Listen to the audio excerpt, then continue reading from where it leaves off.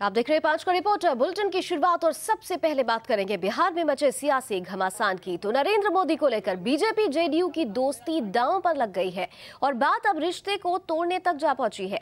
इस घमासान में सबसे बड़ा सवाल यह है कि सत्ताधारी गठबंधन की गाड़ी अब कितनी दूर तक खींचेगी। इस सियासी संग्राम में अब संघ भी कूद पड़ा है। सेक्युलर पीएम होने की नीतीश कुमार की शर्त संघ को नहीं भाई और संघ प्रमुख मोहन भागवत ने पूछ लिया कि हिंदुत्ववादी पीएम क्यों ना बने और क्या अब तक के बने हुए पीएम सेक्युलर नहीं थे। अलग जगाने वाले माननीय नरेंद्र मोदी जी हमारे बीच में उपस्थित हैं। समय को देखते हुए अपने जिले के अध्यक्ष माननीय अनिल, हमेशा हम इस विषय पर स्पष्ट कहते आए हैं कि जो हिंदुत्व की विचार को लेकर हम चलते हैं वह अत्यंत उदार विचार है, सर्वसमावेशक है, सच्चे अर्थ में सेकुलर विचार है। यह संघ का वैचारिक अधिष्ठान हमेशा से रहा है। इसी बात को आदरणीय भागवत जी ने उस भाषण में स्वयंसेवकों के सामने रखा था। और मोदी के बचाव में संघ के आने से जेडीयू और चिढ़ गई है। पार्टी ने साफ साफ कह दिया है कि सरकार रहे या जाए, सेक्युलरिज्म पर कोई समझौता नहीं होगा। जेडीयू के सभी नेता तीखे तेवरों में बात कर रहे हैं। एज ए पार्टी हमारा जो कमिटमेंट है सेक्युलरिज्म के प्रति, हमारा जो कमिटमेंट है सोशल जस्टिस के प्रति, उसके साथ तो हम कंप्रोमाइज कर ही नहीं सकते हैं, भले हम सरकार में रहें या सरकार में नहीं रहें। कि साहब 2002 में गोधरा में जो दंगा हुआ और अटल बिहारी वाजपेयी ने नरेंद्र मोदी की सरकार को बर्खास्त नहीं किया, इसलिए अटल बिहारी वाजपेयी की सरकार चली गई। हमारे एजेंडा में है कि देश का जो प्रधानमंत्री हो उसका दिल दागदार न हो, दामन दागदार नहीं हो, और अगर कोई दामन दागदार वाले व्यक्ति को कोई नेतृत्व देना चाहता है तो टाटा बाय बाय करने के लिए हम तैयार भी हैं।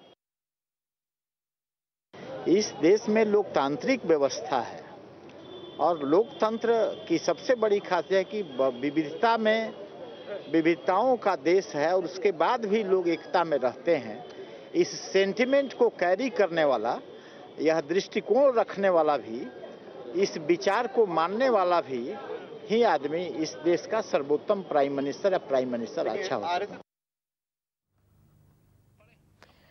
तो जेडीयू ने तेवर तल्ख कर लिए हैं, लेकिन बीजेपी को भी जेडीयू की ये बयानबाजी कतई रास नहीं आ रही है। बिहार बीजेपी का एक धड़ा पूरी तरह से नरेंद्र मोदी के साथ खड़ा है, तो वहीं दिल्ली में भी कई नेता मोदी के साथ ही नजर आ रहे हैं। कौन सेकुलर है इस देश में और कौन सेकुलर नहीं है, इसका प्रमाण पत्र देने का अधिकार किसी के पास नहीं है। वो क्या निर्णय करना है और कब करना है वो जाने, परंतु हम लोगों ने, भारतीय जनता पार्टी ने, हमारा प्रधानमंत्री का प्रत्याशी कौन होगा इसका चुनने का अधिकार किसी बाहरी व्यक्ति को नहीं दिया है, ना किसी और दल को दिया है।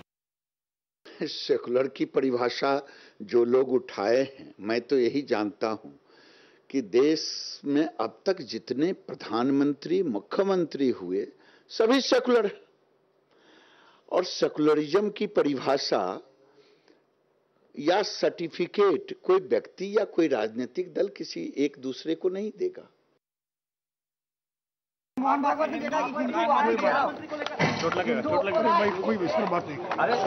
गिरिराज सिंह ने कहा कि चाहे तो मंत्रिमंडल से निकाल दे, स्टैंड पे कायम है।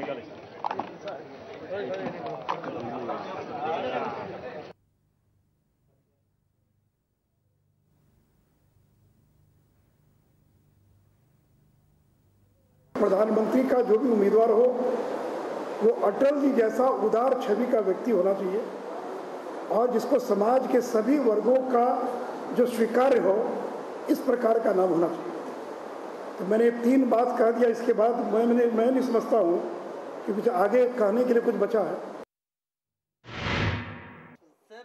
और इधर एक और बड़ी खबर, राष्ट्रपति चुनाव लड़ने के लिए पीएस संगमा ने अपनी पार्टी एनसीपी को छोड़ दिया है। संगमा ने पार्टी की प्राथमिक सदस्यता से इस्तीफा दे दिया है, जिसे एनसीपी ने स्वीकार भी कर लिया है।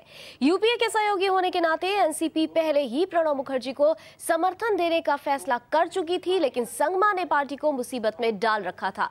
संगमा की दावेदारी का तमिलनाडु की सीएम जयललिता और ओडिशा के सीएम नवीन पटनायक समर्थन कर चुके हैं और अब ये माना जा रहा है कि कलाम के हटने के बाद बीजेपी अब संगमा पर दांव खेल सकती है।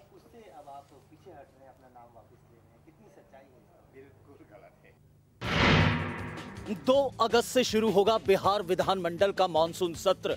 बिहार कैबिनेट की बैठक में दी गई मंजूरी।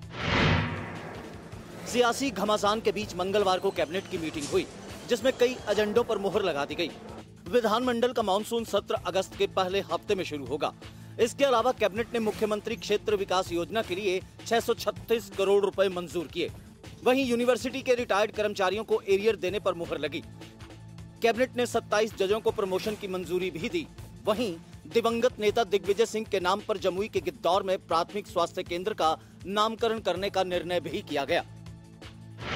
कैबिनेट की बैठक में 11 मामलों को मंजूरी मिली है। इसमें से कई विकास योजनाओं से जुड़े मामले थे।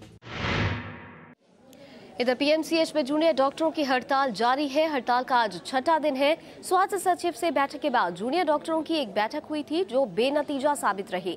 बैठक के बाद हड़ताल जारी रखने का फैसला लिया गया। इससे पहले स्वास्थ्य सचिव के साथ बैठक में जूनियर डॉक्टर्स ने 4 प्रमुख मांगे सामने रखी थी।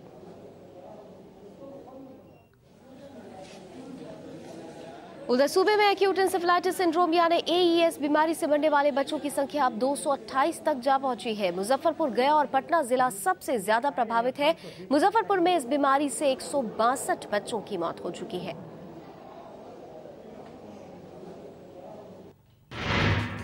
ताबड़तोड़ वारदात से दहली राजधानी पटना। कहीं दिन दहाड़े हत्या तो कहीं लूटपाट ने मचाई दहशत।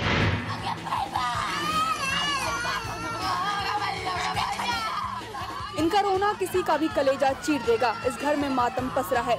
पटना के खुशूरपुर में अपराधियों ने सरे बाजार विद्यानंद भारती नाम के शख्स की गोली मारकर हत्या कर दी। इस वारदात के बाद इलाके में हड़कंप मच गया, लेकिन परिवार ने किसी से भी रंजिश से इनकार किया है। उधर पटना शहर के कॉमर्शियल प्लेस मॉडल कॉम्प्लेक्स में लुटेरे एक निजी कंपनी के कैशियर से करीब 1 लाख रुपए लूटकर फरार हो गए। यहाँ से चंद दूरी पर कोतवाली थाना है, लेकिन पुलिस लुटेरों को पकड़ नहीं पाई। पीड़ितों का कहना है कि उनके शरीर पर खुजली का पाउडर फेंक दिया गया था। पुलिस दोनों मामलों की जांच में जुटी है। पटना में अपराधी बेलगाम हो गए। वारदात पर वारदात हो रही है, लेकिन अधिकतर मामलों में पुलिस के हाथ खाली ही रह गए हैं। महफूज नहीं है राजधानी पटना की पब्लिक। रात में खोजे नहीं मिलती है पुलिस। वीआईपी इलाकों की सुरक्षा चाक चौबंद। ये तस्वीर है राजधानी पटना के डुमरा चौकी की। अंधेरा होते यहाँ ताला पड़ जाता है और पुलिसकर्मी गायब हो जाते हैं। दरअसल कुछ महीने पहले तत्कालीन एएसपी आलोक कुमार ने ऐलान किया था कि हर 2 किलोमीटर पर पुलिस की तैनाती होगी, लेकिन चंद महीने बाद भी इंतजाम सिफर हैं। हमारे रिपोर्टर ने रात में शहर के तमाम हिस्सों का जायजा लिया, पर पुलिस वाले इक्के दुक्के जगह पर ही दिखे। पेट्रोलिंग गाड़ी तो कहीं दिखाई ही नहीं पड़ी। हाँ, जिस इलाके में राजनेता रहते हैं वहाँ पुलिस वाले मुस्तैद थे और सुरक्षा चाक चौबंद थी। वादा किया था राजधानी में चप्पे चप्पे पर पुलिस का, लेकिन जमीनी हकीकत दावों को ध्वस्त करती नजर आ रही है।